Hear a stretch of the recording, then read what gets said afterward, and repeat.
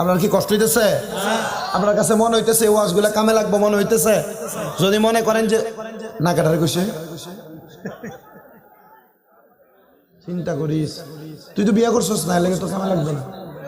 বিয়ে করলে ঠিকই কামে লাগবে।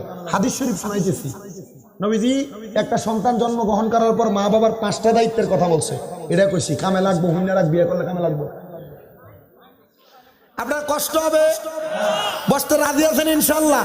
অনেক মুরব্বীরা চিন্তা করে হুজুর আমরা ফুরুত তেন দন এমনি বড় হয়ে গেছে, তার আমরা বুদ্ধ হইতো না, তাহলে হুজুর আমরা কি করবো? আমরা শুনবো ওই যে নাতির আর কামে লাগবো এমন ওই ইন্দে ডাক দেন কমিটিরা।